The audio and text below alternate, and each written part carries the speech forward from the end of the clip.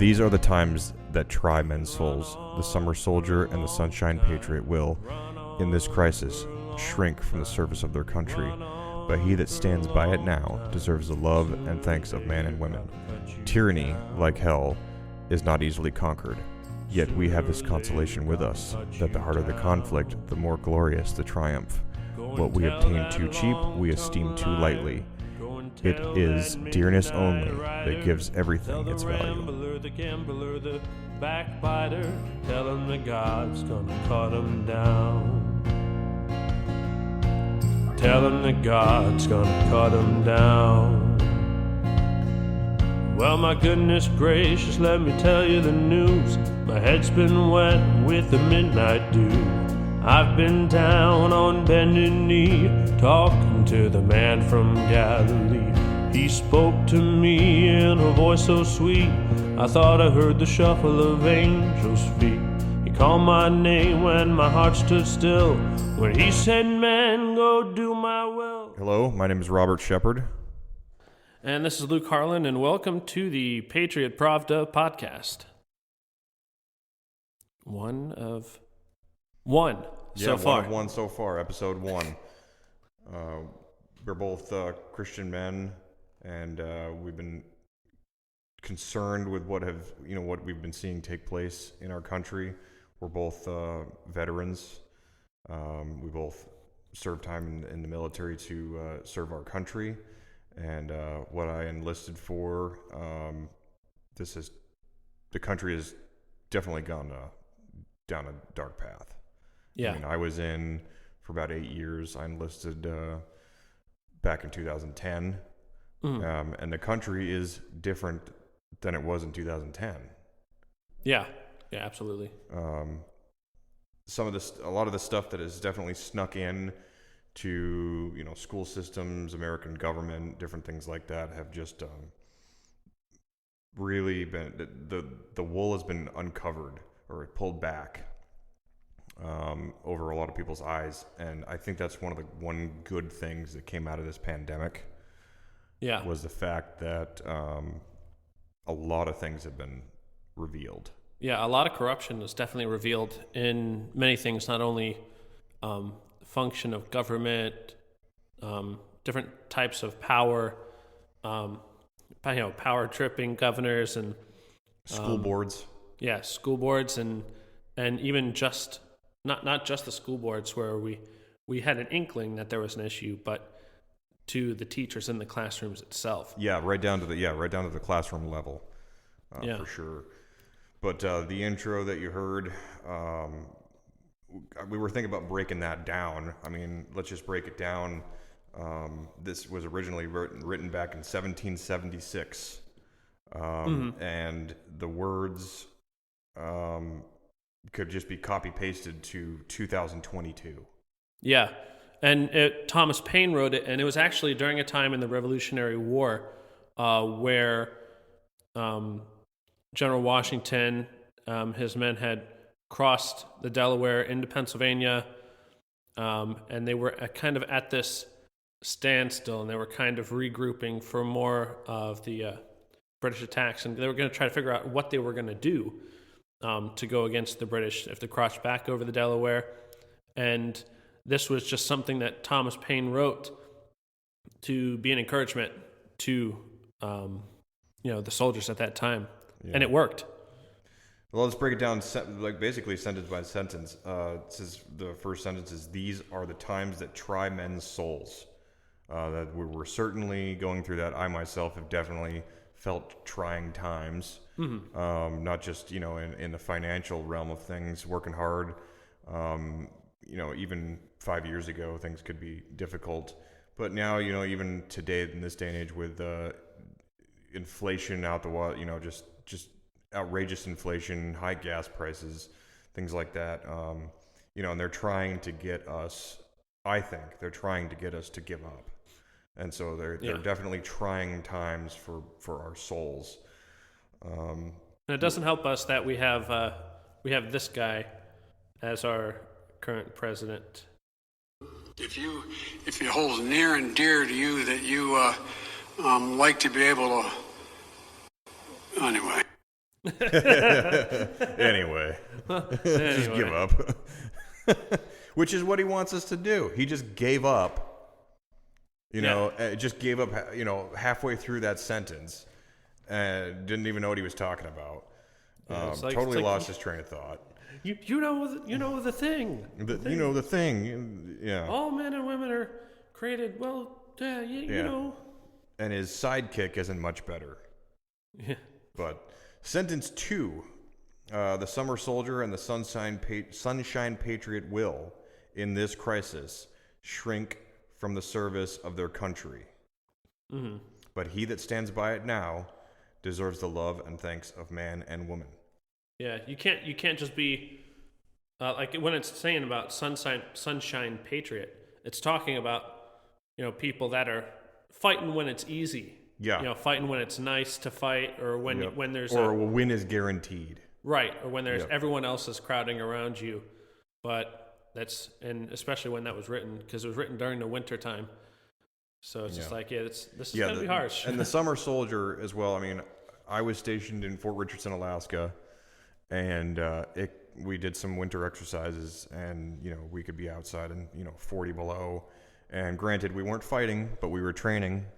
And I mean, even the summer soldier. I mean, obviously, in this context, he's talking about a nice summer day, breeze blowing, maybe 80 degrees, grassy knoll, things like that, just relaxing. But I was deployed to the Middle East, and it was intensely hot during the summer. So, yes, those easygoing, easy times where a soldier might have been enlisted during peacetime. Mm-hmm. And then, did that there were plenty of soldiers that I met that enlisted sheerly for college. Yeah. Oh, yeah. And had no interest and never thought that they would be deployed or anything like that, or face trying times. And people that joined for the Dodge Charger. Yes, exactly. Yeah, the easy credit, looked upon with favor by the banks. An enlistment bonus. Yes. But he that stands by it now deserves the love and thanks of man and woman. So, we're standing by this country, we're standing by this flag, and we're standing by our God and our Savior, Jesus Christ. Yeah, absolutely. There is, in the last 10 years, well, more like the last 4 years for me, just kind of, God's been really working in my life and revealing a lot of things to me. And I remember, about 4 or 5 years ago now, I think, I in a moment of clarity, I think that God revealed to me that I was somewhat of a coward in my spiritual life, and not only that, but also in kind of my political life as well. And I was not a physical coward. I mean, I had enlisted and I had fought for this country overseas. So it wasn't that kind of cowardice. It was a different kind of cowardice. And it was made very plain to me. And so I guess, like I said, in a moment of clarity, I prayed that he would make me bold. And I meant it 100%. And within a couple of months, my life started getting hard. Really hard. I had some mental issues going on and some financial issues, and they were brought on, I think, by the Lord. And at the time, I really didn't understand, but looking back on it from this point, it has made me bold because I had no choice but to charge through that. It was either give up and die or charge through it. Yeah. And I believe that the Lord not only gave me the strength to do that, he may have dragged me in some cases, carried me, but my prayer for boldness has been answered.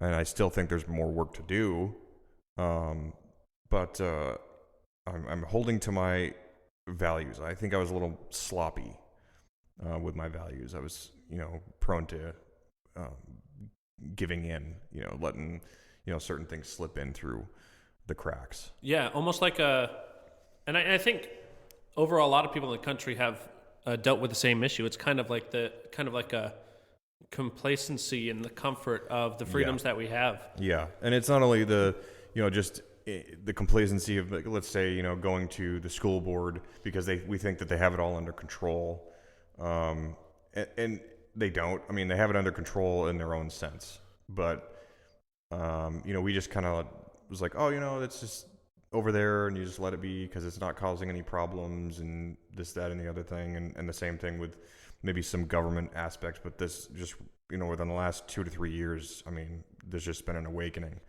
Mm-hmm. And I think my prayer for boldness came at no better a time. And I think, obviously God knew what was going to be happening. So, I just want to keep doing this, and charge forward, stand for the country, stand for what it originally stood for, and stand for my God. Yeah. And it's really, honestly, all of it is all part of God's providence, because it's how we even came together. I mean, I was looking for, but before coming up to Alaska, I was looking for somebody to start a podcast with in San Diego, mm-hmm. which you would think, in Southern California, where everybody wants to be famous, you would think there'd be somebody to hop on a podcast. A line of people out the door. Yeah, but I couldn't get anyone. Christians? Not even Christians. Yeah. Interesting.